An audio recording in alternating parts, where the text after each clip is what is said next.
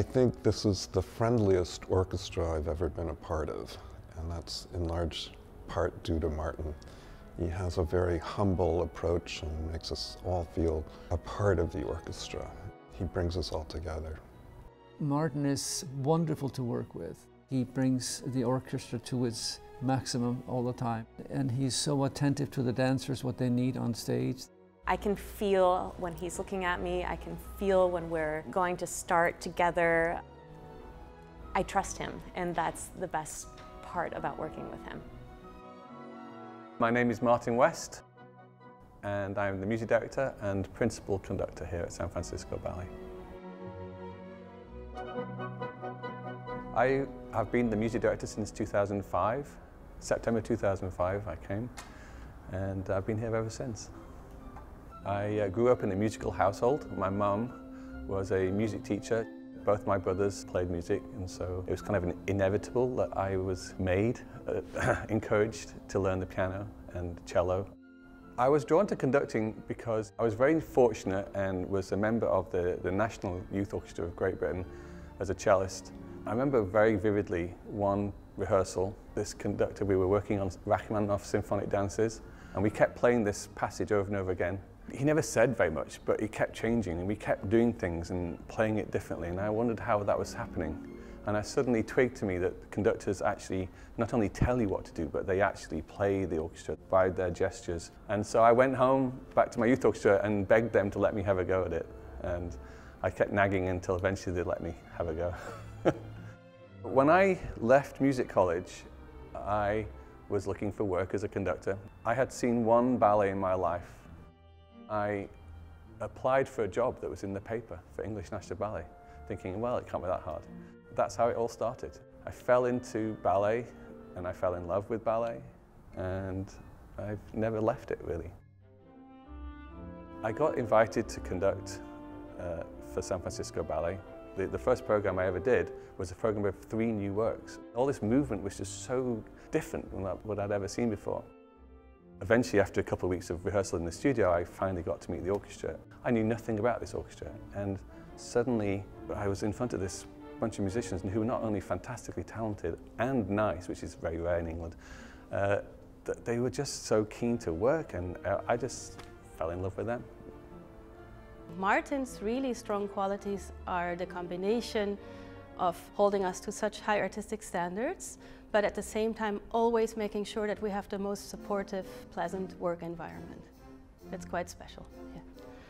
He has integrity, he's kind, he's sensitive, and he's fun.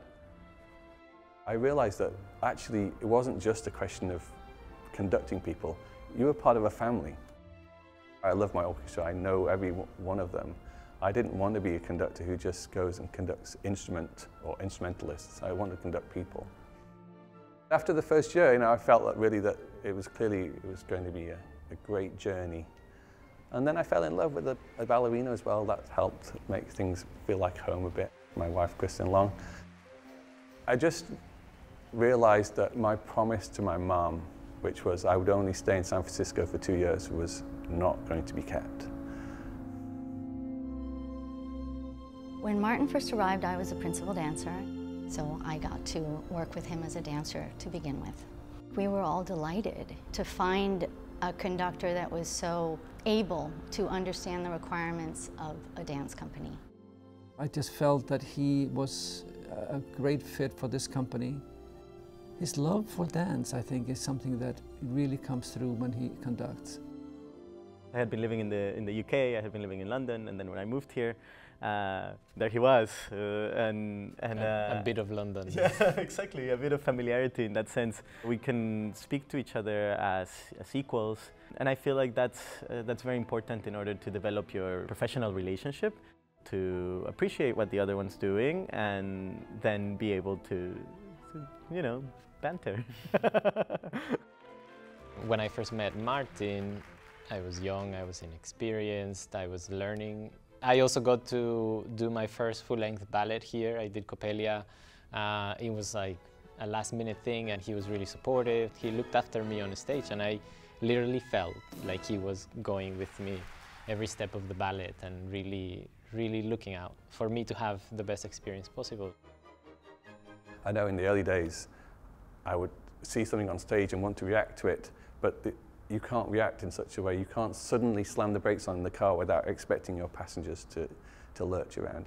And so that's the challenge of conducting for ballet, is being able to navigate the roadway of the dancing while keeping the car, as it were, the orchestra moving smoothly so no one notices any change. Let's say a dancer suddenly needs a slower or faster tempo. If you have their trust, the musicians will respond. Their first question is not going to be, does he mean that? Martin's instilled that kind of trust. When I show something, I mean it.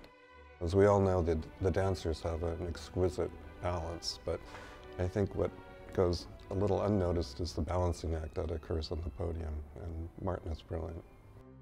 Dancers are also human beings and great artists and great athletes, and things change. You can tell from how they're dancing.